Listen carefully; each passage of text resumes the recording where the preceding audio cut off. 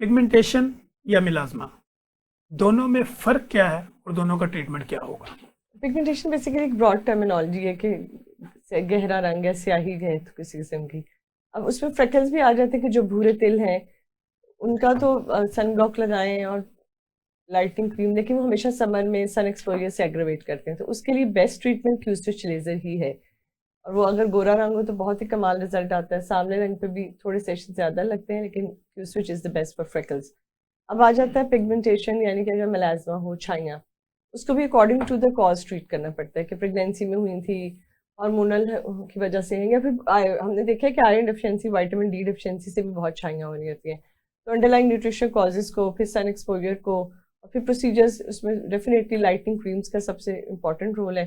सबसे पहले हम सन ब्लॉक और वाइट उनकी डेफिशिएंसीज को पूरा करते हैं, और फिर ऐसी लाइटनिंग क्रीम्स देते हैं जिसमें कॉजिक एसिड, आर्ब्यूटिन, बहुत सारे फार्मूलाज होते हैं according to the patient age. हर और पेशेंट की सिचुएशन अलग होती है और उसकी हिस्ट्री भी अलग एग्जैक्टली, होती उसकी ड्राई स्किन है, उसकी कैसी स्किन है, है और patient to patient vary serums करता है देने, सर। हाँ एग्जैक्टली। और फिर प्रोसीजर्स भी हम एडवाइस करते हैं, उसमें Q-स्विच, पीको लेजर्स हैं, मेसोथेरेपीज है, लेकिन डिपेंड करता है कि किसको हम प्रिस्क्राइब करें और कौन सा उसकी। Basically the man behind the gun वाली बात है कि आपने कौन सी पैरामीटर्स रखने हैं, स्पॉट साइज क्या रखना है, एनर्जी क्या रखनी है, तो थोड़ा सा चेंज हो जाता है according to the skin type. ठीक होगा।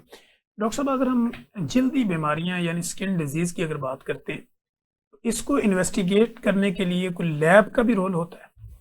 बिल्कुल, हम हमारे तो डर्मेटोलॉजी जो डिपार्टमेंट्स होते हैं उसमें फंगल इन्फेक्शन वैसे क्लिनिकल डायग्नोसिस है, ठीक है। लेकिन फिर भी जब पेशेंट आते हैं ना, आपको पता है वो पेरिफेरी से आ रहा है, इधर से आ रहा है, तो कभी कभी वो स्टेरॉइड लगा लगा के उसकी मॉर्फोलॉजी, उसकी शक्ल बिल्कुल बिगड़ी होती है, तो फिर केयर स्मेयर करा सकते हैं टू कंफर्म। इवन स्किन बायोप्सिस का बड़ा इंपॉर्टेंट रोल है, खासतौर पर जो ऑटोइम्यून डिजीजेज है, पेम्फिगस है, छालों वाली डिजीजेज है, लाइकन प्लैनस है, सोराइसिस है, ताकि एक प्रॉपर स्टैंप लग जाए कि इसको ये बीमारी है और उसके उसके कार्ड बन जाए कि यही है, उसके अकॉर्डिंगली फिर हर डिजीज में जो हम उनके लिए ट्रीटमेंट के लिए मेडिकेशन दे रहे होते हैं, वैसे अंधाधुंध तो नहीं दे सकते हैं, किसी को मीथो देनी है, साइक्लोस्पोरिन देनी है, इवन एसाइक्लोवेर है, या कोई भी एक्ने में जैसे रेटिनॉइड्स है, ये बहुत सारी दवाइयाँ, तो उनको मॉनिटर करने के लिए हमें LFTs, RFTs, PBC और बाकी वायरल टेस्ट भी वो वो सारे करवाते कराने होते हैं। और अब तो बायोलॉजिक्स का दौर है, तो हम बायोलॉजिक्स देते हैं बहुत ज़्यादा, तो बायोलॉजिक्स के लिए तो हमें सारे hepatitis B, C, HIV, आइग्रा, TB का टेस्ट, ये सारे कराने होते हैं। तो अगर हम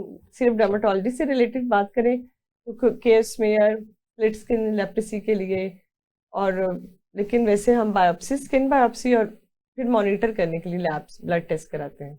ठीक होगा।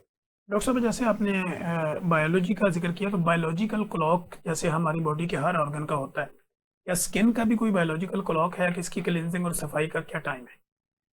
इसका इस लिहाज से तो कोई नहीं है, लेकिन जो बॉडी का है ना, क्योंकि स्किन इज द ऑर्गन, तो वो पूरे बॉडी के साथ ही चल रहा है ना, एक इंसान तो पूरा सब ऑर्गन्स को लेकर चल रहा होता है। तो अगर वो कहते हैं कि रात को 10 बजे सोएं तो कॉर्टिसोल लेवल ड्रॉप करेगा, 10 से 5 के और दरमियान। हाँ, early morning cortisol level raise करेगा। तो अगर आप पूरी रात जागते रहेंगे तो आपका कॉर्टिसोल रेज करता जाएगा, और जब कॉर्टिसोल रेज होता है तो इन्फ्लेमेटरी डिजीजेज जितनी है ना, एक्जिमा, सोराइसिस, एक्ने, ये सब वर्स कर रही होती हैं, ठीक है। आपके इन्फ्लेमेटरी मेडिएटर्स पैदा हो रहे होते हैं।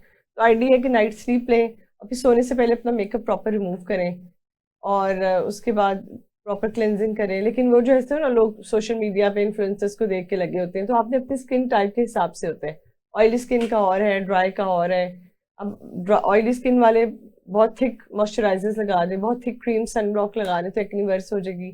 तो आपको स्किन टाइप के अकॉर्डिंगली प्रोडक्ट सेलेक्ट करने हैं, लेकिन रात को मेकअप रिमूव करना है, क्लेंजिंग करनी है, मॉर्निंग में भी उठें तो प्रॉपर स्किन के हिसाब से अपने प्रोडक्ट्स यूज़ करें और सन ब्लॉक लगाएं।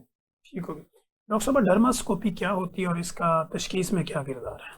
डर्मोस्कोपी बेसिकली वही स्किन लिगेंस जो हम आंख से देख रहे हैं क्लिनिकली, उसको बहुत ज़्यादा गुना बड़ा करके हमें दिखाता है, और सिर्फ हमें ऊपर से ही नहीं दिखाता, हमें ऐसा डर्मिस की डीप लेयर्स तक से हमें वो आइडिया हो जाता है उसका। तो वो ठीक। हमें डायग्नोसिस में बहुत हेल्प करता है। उसके कुछ फीचर्स होते हैं कि हमें टेलेंजिक्टेसियाज नज़र आ रहे हैं, खून की नालियाँ नज़र आ रही हैं, उसका रंग कैसा नज़र आ रहा है, खास तौर पे मेलिग्नेंसीज के लिए। अगर हमें उससे लग रहा है मेलिग्नेंसी का थोड़ा सा सस्पिशन भी है, तो फिर हम स्किन बायोप्सी की तरफ प्रोसीड करते हैं। तो इट्स अ वेरी क्लिनिकल, एक डायग्नोस्टिक अच्छा हेल्पफुल टूल है हमारे लिए। ठीक होगा। डॉक्टर साहब, जिल्द को जवान रखने के लिए एस्थेटिक और लेजर, इनका कितना रोल होता है? इनका ठीक ठाक रोल है आजकल के उसमें, एक तो एक खाली आप एक चीज़ को नहीं कह सकते कि बस लेजर्स करा लें, you have to take the whole package. उसमें day care routine, night care routine, अच्छा मॉइस्चराइजर, अच्छे सीरम, अगर ड्राई स्किन है तो आप हाइड्रोनिक एसिड सीरम लगाएं, बहुत ऑयली है या एंटी एजिंग है तो रेटिनॉल सीरम यूज़ करें, मतलब डिफरेंट सीरम हम अकॉर्डिंगली एडवाइस करते हैं। सन ब्लॉक्स, मॉइस्चराइज, फिर पानी पीना, रात की नींद प्रॉपर लेना, फिर अब मतलब स्क्रीन टाइम कम करेंगे, सब फैक्टर्स भी होते हैं। उसके बाद फिर लेजर्स का बहुत रोल है, जैसे कि माइक्रो नीडलिंग है, पीआरपी माइक्रो नीडलिंग है, RF micro needling, scarlet S वगैरह लेजर है, CO2 फ्रैक्शनल लेजर्स हैं, हाइफू है।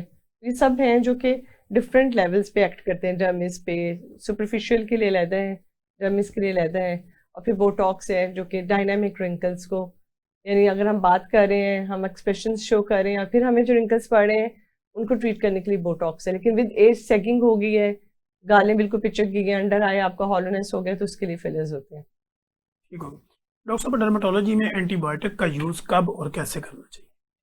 एंटीबायोटिक का जैसे लेग अल्सर्स हैं या कोई भी वायरल इन्फेक्शन भी इवन हो गया, लेकिन अगर उसके ऊपर सुपर एडेड बैक्टीरियल हो गया, किसी को हर्पीज जोस्टर भी है तो उसको सुपर एडेड बैक्टीरियल हो गया, ये डायरेक्ट ही बैक्टीरियल है, जैसे कि फॉलिकुलाइटिस है, इवन एक्ने में हम देते हैं, ट्रंकलोसिस हो गया, यानी कि हेयर फॉलिकल का इन्फेक्शन ना, जहाँ से बाल निकलता है उस जगह का लेकिन इन्फेक्शन ये हो गया। ओरल भी होगा और टॉपिकल भी होगा और ओरल होगा। अगर आपका कोई प्रॉपर फंकल बन गया, बड़ा सा फंकलोसिस है, एब्सेस बन गया है, गढ़ बन गया है, और दाने बन गए हैं, कील मुहासे हैं, इन सब में हम एंटीबायोटिक देते हैं। और कोई अल्सर, कोई जख्म, कोई चोट लगी है, उस पर अगर सुपर एडेड हमें नजर आ रहा है, हम कस फॉर कल्चर सेंसिटिविटी भी कराते हैं, उसके अकॉर्डिंगली हम IV एंटीबायोटिक्स भी देते हैं, डिपेंड करता है, लेकिन एंटीबायोटिक्स का काफ़ी यूज़ है।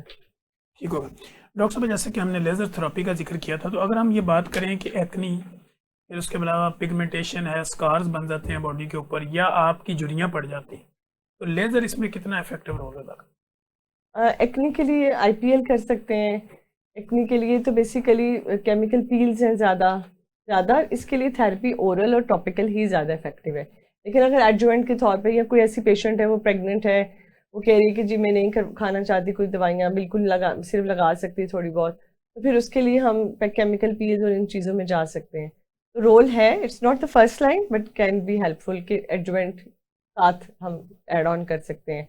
पिगमेंटेशन के लिए भी ऐड ऑन करते हैं हम, बताया था भी आपको मैंने, जैसे क्यू स्विच, पिको लेजर वगैरह, मेसोथेरेपीज, इंजेक्शन, हम कुछ दवाई होती है जो इंजेक्ट कर देते हैं उसके अंदर।